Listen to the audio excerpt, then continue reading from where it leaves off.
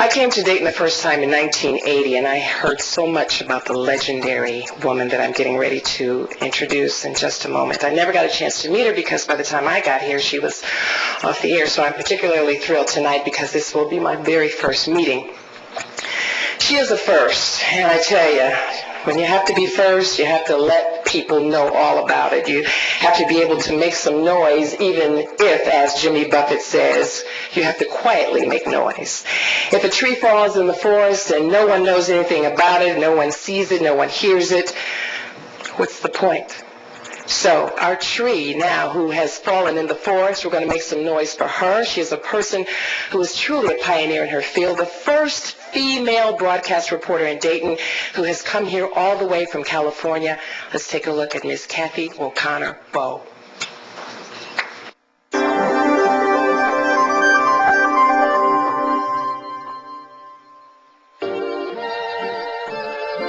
Kathy O'Connor, the first female broadcast reporter in Dayton. Kathy came on the scene when it was rare for a woman to be in broadcasting, no less broadcast news. This made her accomplishments that much greater and respected, as it took courage to work among the male counterpart reporters. I didn't know what to make of her, other than I knew that if I gave her a hard time, her old man would probably pound me over the head. The police chief. I very quickly gained a lot of respect for her skills. You talk about sniffing out a news story.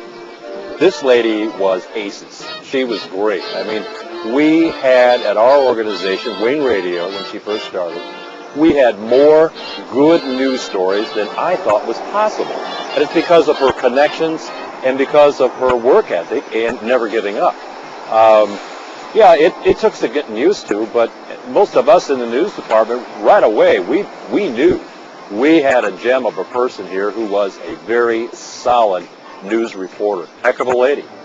And from that time afterwards, women started to come in our business, radio, TV, and I think it was her that really got the movement going in the city of Dayton, where we hired women as well as men.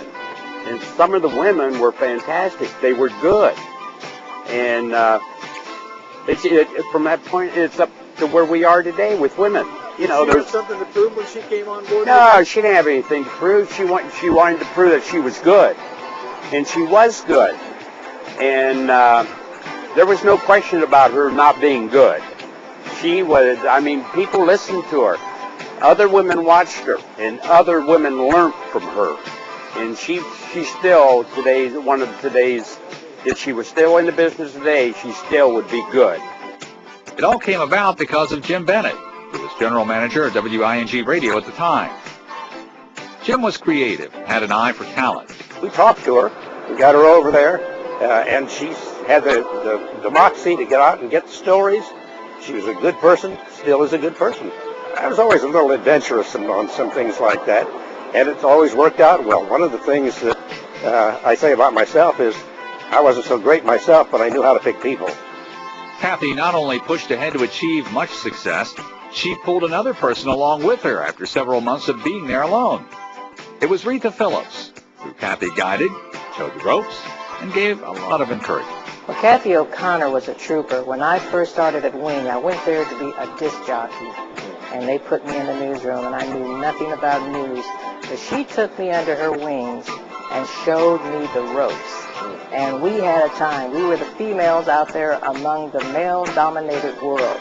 And one of the things that I remember the most about that world is that the men had a press room. And apparently that was their domain. And they did not want us in there. But we went in there and made it our home, and we showed them that women truly belong in broadcasting. Tonight we begin a 5-part investigative report on TV repair. Here's Kathy O'Connor with part 1. When your TV goes on the blink, what do? Well, if you're like most of us, you take it to one of the hundreds of TV repair shops listed in the Yellow Pages. In 1975, Kathy was employed by both WING and WGTN Channel 2. She eventually went full-time into television news, interviewing many important people, celebrities, local and state officials, and became very well respected by them all. She applied for a position in my office as an administrative assistant, She worked in my office a couple of years that way and did a great job for us. I was disappointed. She's so outgoing and friendly, and she's always got a smile, and she was just a great person for our office. But then she got a better offer. As long as people are moving up the ladder, I certainly have no grudge that they're leaving. But she got a nice position then. I think with Channel 16 first, and then WING, and then Channel 2. So I followed her career that way, and she just did a great job.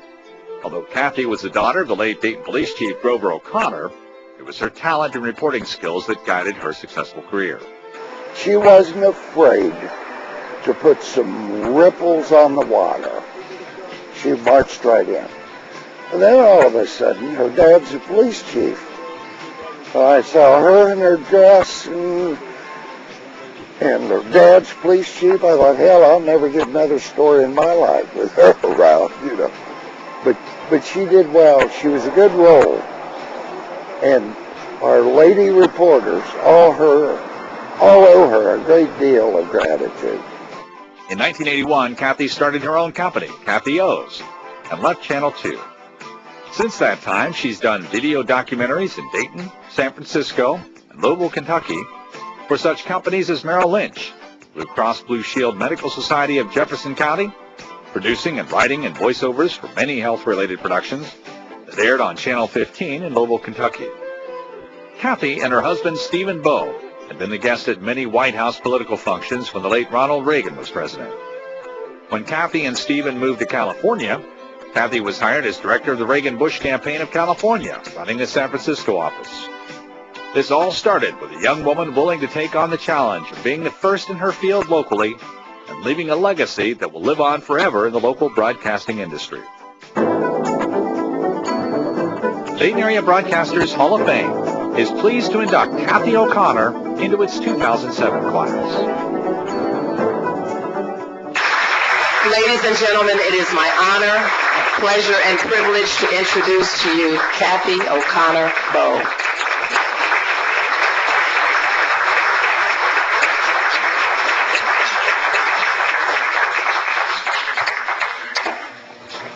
You had to go and throw my father in there and make me cry. Thanks a lot. It's such an honor to be here, and I'm so grateful, particularly that some people remember me, that they're still alive. There aren't many of them. When they say pioneer, it means older than dirt. But it was 40 years ago, folks, when I started in broadcasting. I worked with Tula 40 years ago at Channel 16. And then it was Wing and Channel 2. And fortunately, I was in the business long enough to finally interview a really good husband. And thank God,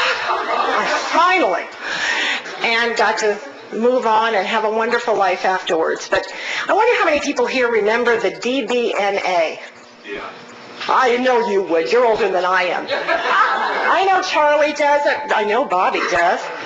The DBNA was the Dayton Broadcast News Association, and it was really recognized in Dayton for a long time. We actually did charity events. We raised money for different things, but we had the best party at Christmas time every year that I think Lee Falke will probably admit was the best party in Dayton, Ohio.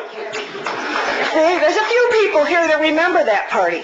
When I look at this Hall of Fame and I look at what Retha and the others are doing, I think that that's a continuation of what we had of the Dayton Broadcast News Association.